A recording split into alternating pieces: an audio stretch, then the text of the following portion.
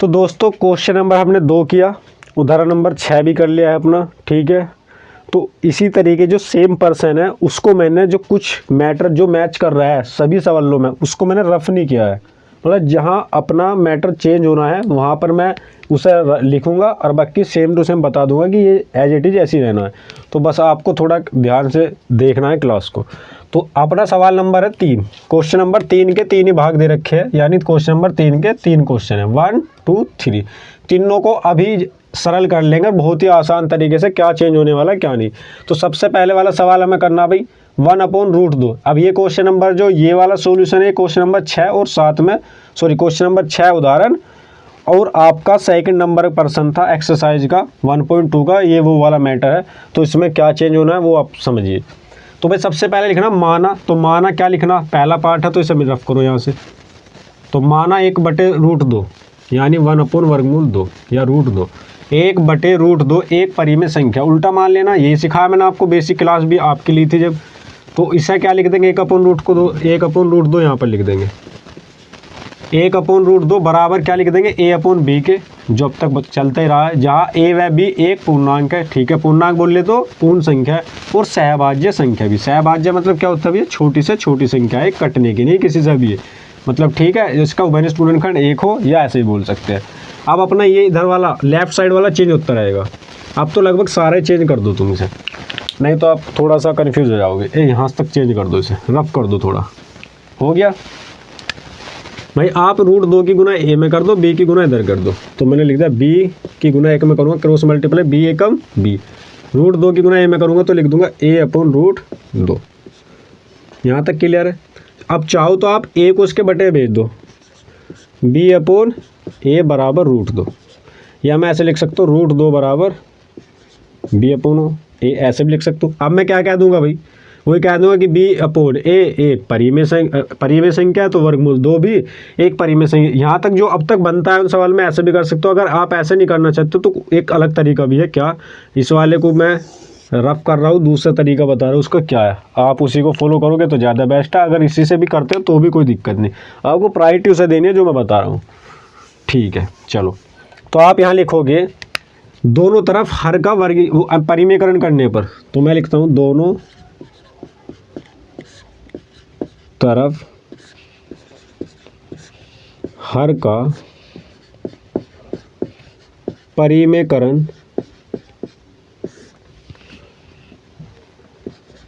करने पर। तो परिमेयकरण किसे कहते हैं, जो हर होता है ना उसी के ऊपर नीचे ना मल्टीप्लाई कर देते हैं, ठीक है। तो यहाँ वर्गमूल 2 है तो इसकी वर्गमूल 2 की करूँगा 1 में मल्टीप्लाई, इस वाले 1 में अंडर रूट में क्या कर दूंगा, नीचे 2 से भी मल्टीप्लाई कर दूंगा भाई, अपोन में √2 ये वाला तो गुना √2, 1/√2 ये वाला √2 से गुना, √2 से गुना, ये होता है हर का परिमेयकरण। अब इधर भी तो है ना एक संख्या a/b, भाई b है तो इसी के तो परिमेयकरण करने हैं ना हर का। तो हर का जब परिमेयकरण करते हैं तो b से ऊपर नीचे गुना कर देंगे, यानी हर की जो संख्या है उसी से ही ऊपर नीचे गुना करें। √2 एकम √2, अब √2 की गुना √2 में होगी तो संख्या आ जाती है अपनी 2, ये तो पता ही होगा, 2 दूनी 4, अब पूर्ण वर्गमूल बन रहा 4 किसका, 2 का, तो 2 बाहर आ जाता है इस तरीके से। नहीं तो आप सेम संख्या की जब एक बार गुणा करते हैं ना अंडर रूट में, तो वो संख्या एक बार बिना अंडर रूट के आ जाती है। ऐसे भी आप मोटा मोटा याद रख सकते हैं। a की बिना b में कर लो तो a b आ जाएगा, b की गुना b में करेंगे तो b² हो जाएगा, ठीक है जी। अब हम क्या कर सकते हैं, इस 2 की गुना इधर कर दो तो भैया अपना बचेगा इधर वर्गमूल 2, क्योंकि हमें तो इधर जो है ना लेफ्ट साइड में वर्गमूल 2 वर्गमूल 3 इस तरीके से बचाना होता है, केवल एक संख्या वो भी अंडर रूट में, या वर्गमूल बोल दो आप, ठीक है। 2 की गुना इधर कर दो, 2ab और अपोन में आ गया b²। अब ये वाली जो संख्या बनी इसे मैं कहूँगा कि यह एक परिमेय संख्या, क्योंकि a और b एक पूर्णांक है। तो कोई संख्या होगी, a का मान 1 होगा, b का मान 2 होगा, तो 2 एकम 2 और 2 दूनी 4, तो बन गया 4। b के मान हमने 2 माना तो b का वर्ग कर दोगे तो b का वर्ग हो जाएगा 2 का वर्ग 4, इस तरीके से कुछ ही मतलब इस तरीके से जो बनता है फिर अपना यहाँ लिख देते हैं। अतः इस रफ करूँगा भाई, ये तो पहले वाले सवाल का मामला है, थोड़ा 2ab यहाँ लिख दूंगा, अतः 2ab अपोन में b²। भाई पहली वीडियो सारी देख लो तुम, तो ये आसान हो जाएगा, जैसे मैं करो तुम भी कहोगे अरे तो बहुत ही अच्छी सी चीज़ है, बहुत मज़ा आ रहा है इसमें, मतलब कुल मिला के इतना ईजी है, कुछ नहीं है। और मतलब बच्चों से होता नहीं है, डरते हैं ये इतना सारा मैटर लिखने से डरते, कुछ नहीं प्रैक्टिस। देखो माना यह एक परिमेय संख्या है तो वर्गमूल 2 या वर्गमूल 3 5 भी एक परिमेय संख्या होनी चाहिए। अतः यह विरोधाभास है, मतलब इस चीज़ का विरोधाभास है, क्योंकि यह हमारी गलत कल्पना के कारण हुआ तो हम कह देंगे यह एक अपरिमेय संख्या। यही तो लिख रहा, अपनी भाषा में भी लिख सकते हो, जरूरी नहीं।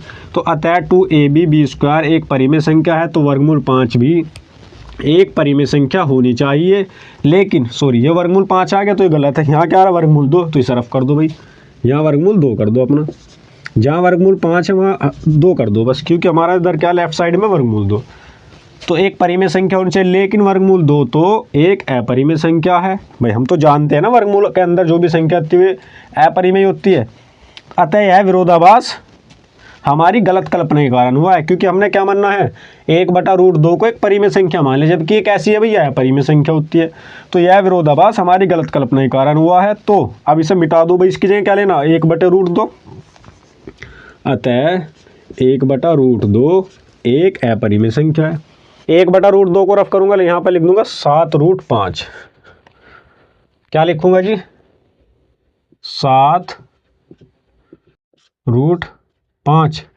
ठीक है जी। यहाँ क्या लिख दो, माना 7√5 एक परिमेय संख्या है, तो हम ऐसे लिख देंगे 7√5 बराबर a/b होके होगा, जहाँ a व b एक पूर्णांक है और सहभाज्य संख्या। अब इसे सारे को मिटा दो।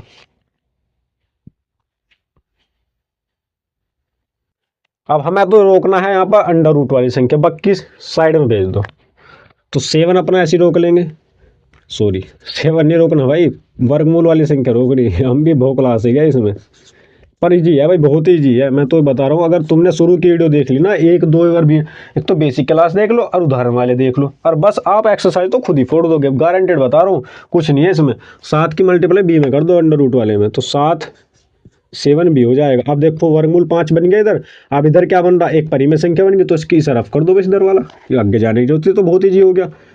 a/7b एक परिमेय संख्या है तो वर्गमूल क्या है यहाँ पर 5, तो भैया वर्गमूल 2 की जगह क्या कर दूंगा, सब जगह 5 कर दूंगा। तो वर्गमूल 5 भी एक परिमेय संख्या होनी चाहिए, लेकिन वर्गमूल 5 तो एक अपरिमेय संख्या है। अतः यह विरोधाभास हमारी गलत कल्पना के कारण हुआ है। तो इसे रफ कर दो भैया। अब क्या लिखेंगे 7√5, तो 7√5 एक अपरिमेय संख्या है। तो यहाँ तक दोस्तों क्लियर हो गया होगा आपका बहुत ही अच्छे से। तो अब थर्ड क्वेश्चन करते हैं, वीडियो को पॉज करो, वही सेम जो करते आ रहे हैं भाई, मैं तो बार बार रिपीट करके बता रहा हूँ आपको, या वीडियो को पॉज करके नोट कर लो क्या तो, या स्क्रीनशॉट ले लो क्या तो आप। फिर क्वेश्चन नंबर थर्ड करते हैं इसका। तो चलिए दोस्तों, आपने स्क्रीनशॉट लिया होगा या आपने नोट कर लिया हो, तो क्वेश्चन नंबर थर्ड करते हैं भाई, इसका लास्ट और एक्सरसाइज हो जाती है आपकी फिनिश न्यू एनसीईआरटी बुक के आधार पर। तो चलिए भाई, अब यहाँ पर क्या लिख देंगे हम 6 + √2, इसे रफ कर दो बस। तो माना 6 + √2 या 6 वर्गमूल 2 एक परिमेय संख्या विपरीत मान लिया, यहाँ भी लिख देंगे 6 + √2 बराबर a/b, जहाँ a व b एक पूर्णांक है और सहभाज्य संख्या। हमें तो अपना वर्गमूल 2 रोकना, बाकी इधर भेज दो। तो वर्गमूल 2 अपना ऐसे रहने दिया बराबर a/b। अब भैया 6 प्लस के 6 से पहले कोई चिन्ह नहीं, तो प्लस का इधर जाएगा तो माइनस का होएगा नहीं होएगा, तो -6 स्क्वायर में 1 मान लेंगे। ठीक है जी, वर्गमूल 2 ऐसे लिख दो अपना बराबर 1 और b का एलसीएम कितना आ जाएगा भैया, b आ जाएगा। b की भाग दो b से तो b कट जाएगा, तो अपना a आ जाएगा ऐसी का ऐसी। 1 से b को भाग दोगे तो b आ जाएगा, b की गुना 6 में कर दो -6 भी हो जाएगा। ये बन गया अपना परिमेय संख्या। क्या बनेगी जी, परिमेय संख्या। अब यहाँ पर क्या लिखेंगे, यो वाली बात लिख देंगे कि अतः a - 6b अपोन में b एक परिमेय संख्या। तो वर्गमूल वहाँ 5 है, यो पहले वाले सवाल का इस वाले का कंटेंट है, तो लेकिन वर्गमूल 5 की जगह क्या लिख देंगे, वर्गमूल 2। अब की बार बना थर्ड क्वेश्चन में वर्गमूल 2, तो वर्गमूल 2 भी एक परिमेय संख्या होनी चाहिए, लेकिन वर्गमूल 2 तो एक अपरिमेय संख्या। अतः यह विरोधाभास हमारी गलत कल्पना के कारण हुआ है। तो 7√5 की जगह, ये तो पहले वाला दूसरा सवाल था, अब तीसरा क्या 6 + √2, 6 + √2 एक अपरिमेय संख्या है। तो दोस्तों बहुत ही अच्छे से क्लियर हो गया होगा आपके सवाल, क्या पूरी एक्सरसाइज फिनिश होगी। पहली एक्सरसाइज करा दी, दूसरी करा दी, विद सारे के सारे एग्जाम्पल निपटा दिए। पहला चैप्टर बहुत ही अच्छे से हमने करा दिया। आपको एग्जाम में 5 नंबर का प्रश्न मिलेगा और बहुत ही ईजी है। बस आपको अच्छे से वीडियोज़ देखनी है और नोट करना है सवाल को अच्छे से और एक बार प्रैक्टिस कर लेनी, आपको बहुत आसानी से सवाल आ जाएंगे, बहुत ईजी लगेगा आपको। फिर अपने फ्रेंड्स जो वीक्स फ्रेंड्स होते हैं ना, आपके क्लासमेट होते हैं, उन्हें बताओ कि भाई मैं बताऊंगा तुम्हें किस तरीके से होते हैं। तो चलिए ठीक है भाई, फिर मिलते हैं नेक्स्ट चैप्टर बहुपद में, बहुत ही शानदार क्लासेस होने वाली है।